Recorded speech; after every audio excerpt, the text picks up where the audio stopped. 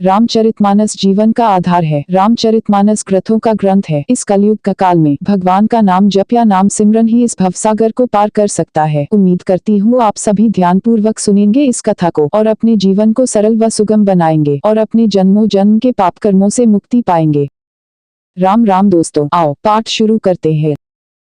सखिय मध्यसिय सुहती कैसे छबिगन मध्य महाछबी जैसे कर सरोज जयमाल सुहाई विश्व विजय शोभा जय हिंचाई। सखियों के बीच में सीता जी कैसी शोभित हो रही है, जैसे बहुत सी छवियों के बीच में महाछबी हो। कर कमल में सुंदर जयमाला है जिसमें विश्व विजय की शोभा छाई हुई है। तन सकोचु मन परम उछाहु गुर प्रेमु लखी परी न काहू जय समीप राम छवि देखी रही जनु कुंवरी चित्र अवरेखी। सीता जी के शरीर में संकोच है पर मन में परम उत्साह है। उनका यह गुप्त प्रेम किसी को जान नहीं पड़ रहा है। समीप जाकर श्री राम जी की शोभा देखकर राजकुमारी सीता जी चित्र में लिखी सी रह गई। चतुर सखी लखी कहाँ बुझाई पहिरावहु जयमाल सुहाई सुनत जुगल कर माल उठाई प्रेम बिबस पहिराई न जाई। चतुर सखी ने यह दशा देखकर समझा कर कहा सुहावनी जयमाला पहनाओ। यह सुनकर सीता जी ने दोनों हाथों से माला उठाई पर प्रेम के विवश होने से पहनाई नहीं जाती। सोहत जनु जुग जल स्नाला सही सभी देत जयमाला गावहिन छवि अवलोकी सहेली सिया जयमाल राम और मिली। उस समय उनके हाथ ऐसे सुशोभित हो रहे हैं मानो डंडियों सहित दो कमल चंद्रमा को डरते हुए जयमाला दे रहे हों। इस छवि को देखकर सखियां गाने लगी। तब सीता जी ने श्री राम जी के गले में जयमाला पहना दी। रघुबर और जयमाल देखी देव बरसहिन सुमन सकुचे सकल भुआल जनु बिलोकी रवि कुमुदगन। श्री रघुनाथ जी के हृदय पर जयमाला देखकर देवता फूल बरसाने लगे। समस्त राजागण इस प्रकार सकुचा गए मानो सूर्य को देखकर कुमुदों का समूह सिकुड़ गया हो। पुर अरु व्योम बाजने बाजे खल भय मलिन साधु सब राजे सुर किन्न नर नाग मुनीसा जय जय जय कही देहि नसीसा। नगर और आकाश में बाजे बजने लगे। दुष्ट लोग उदास हो गए और सज्जन लोग सब प्रसन्न हो गए। देवता किन्न मनुष्य नाग और मुनीश्वर जय जयकार करके आशीर्वाद दे रहे हैं। नाचहिन गावहिन विबुध बधूटी बार बार को सुमांजलि छूटी जह तह विप्र बेदधुनी करही बंदी बिरदावली उच्च रही।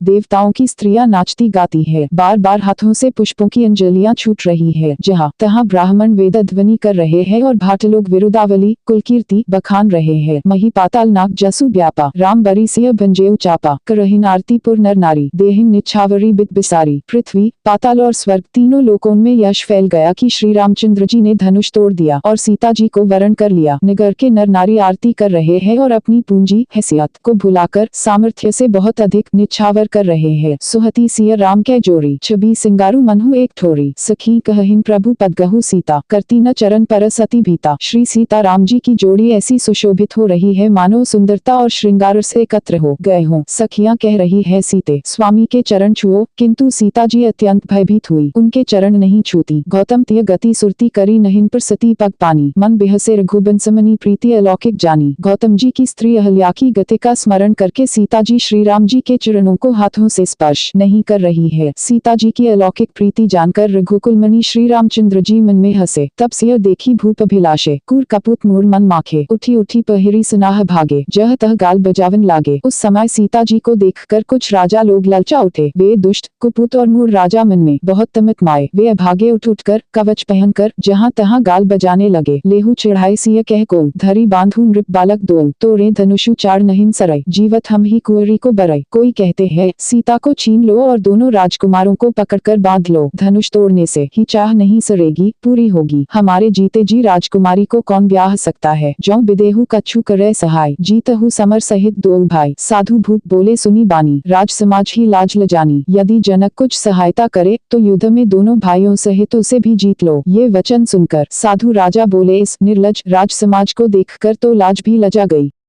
बलु प्रतापु वीरता बढ़ाए नाक पिना कही संग सिधाई सोई सुरता की अब कहूँ पाई असी बुद्धि तो विधि मोह मसी लाई। अरे तुम्हारा बल प्रताप वीरता बढ़ाई और नाक प्रतिष्ठा तो धनुष के साथ ही चली गई। वही वीरता थी कि अब कहीं से मिली है। ऐसी दुष्ट बुद्धि है तभी तो विधाता ने तुम्हारे मुखों पर कालिख लगा दी। देखू राम ही नयन भरी तजी ईर्षा मधु कोहू लखन रोशु पावकु प्रबल जानी सल्भ जनी होहू। ईर्ष्या घमंड और क्रोध छोड़कर नेत्र भरकर श्री राम जी की छवि को देख लो। लक्ष्मण के क्रोध को प्रबल लगनी जानकर उसमें पतंगे मत बनो। बैंते बलि जेमी चह कागु, जेमी ससु चह नागरी भागु, जेमी चह कुशल कारण कोही, सब संपदा चह शिवद्रोही। जैसे गरुड़ का भाग कौवा चाहे, सिंह का भाग खरगोश चाहे, बिना कारण ही क्रोध करने वाला अपनी कुशल चाहे, शिवजी से विरोध करने वाला सब प्रकार की संपत्ति चाहे, लोभी लोलुप कल की रति चाहे, अकलंकता की कामी लहे, हरिपद विमुख परम गति चाहा, तस तुम्हार लालचू नेरनाहा। लोभी लालची सुंदर कीर्ति चाहे, कामी मनुष्य निष्कलंकता चाहे तो क्या पा सकता है। और जैसे श्रीहरि के चरणों से विमुख मनुष्य परम गति मोक्ष चाहे, हे राजाओं, सीता के लिए तुम्हारा लालच भी वैसा ही व्यर्थ है। कोलाहल सुनी सिय सकानी, सखी लवाई गई जह रानी, रामू सुभाया चले गुरु पाही, सिय स्नेहु बरनत मन माही। कोलाहल सुनकर सीता जी शंकित हो गई। तब सखियां उन्हें वहां ले गईं जहां रानी सीता जी की माता थी। श्री रामचंद्र जी मन में सीता जी के प्रेम का बखान करते हुए स्वाभाविक चाल से गुरु जी के पास चले। रानी सहित सोच बसिया, अब धौन विधि ही काह करनिया, भूप बचन सुनिए तो कहीं, लिखनू राम डर बोली न सकहीं। रानियों सहित सीता जी दुष्ट राजाओं के दुर्वचन सुनकर सोच के वश है कि न जाने विधाता अब क्या करने वाले हैं। राजाओं के वचन सुनकर लक्ष्मण जी इधर उधर ताकते हैं, किंतु श्री रामचंद्र जी के डर से कुछ बोल नहीं सकते।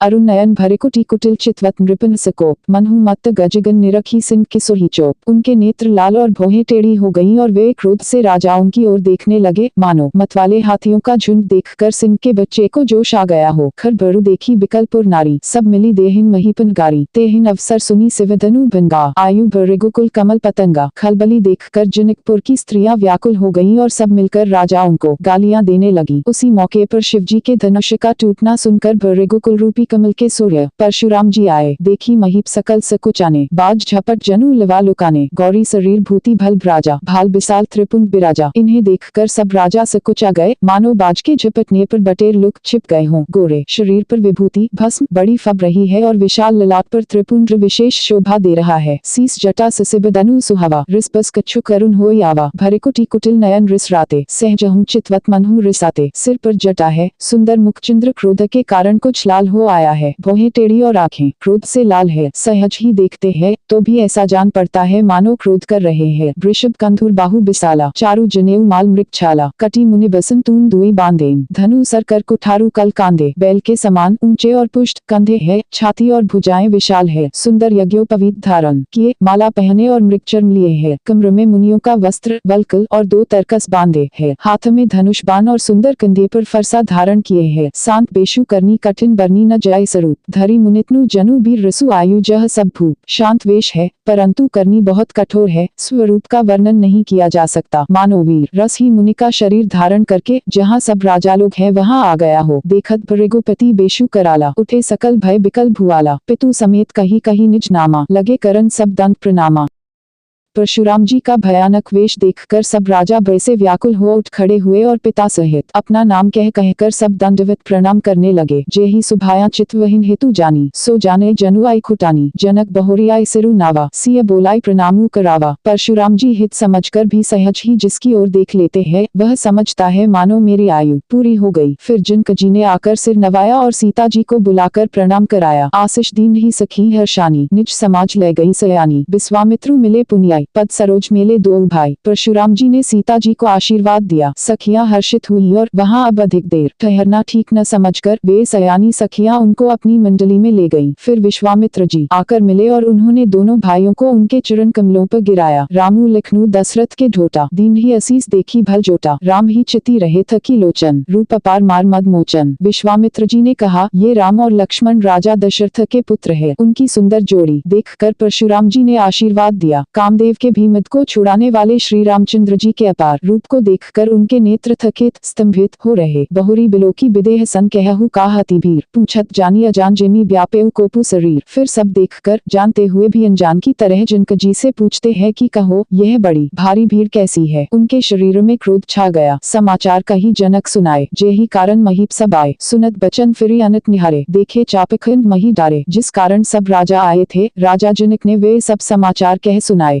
अर्जुन के वचन सुनकर परशुराम जी ने फिरकर दूसरी ओर देखा तो धनुष के टुकड़े पृथ्वी पर पड़े हुए दिखाई दिए। अति रिस बोले बचन कठोरा, कहू जड़ जनक धनुष कै तोरा। बेगी देखा मूर्नत आजू, उल्टू मही जह लही तव राजू। अत्यंत क्रोध में भरकर वे कठोर वचन बोले, रे मूर्ख जनक, बता धनुष किसने तोड़ा। उसे शीघ्र दिखा, नहीं तो अरे मूर्ख, आज मैं जहां तक तेरा राज्य है वहां तक की पृथ्वी उलट दूंगा।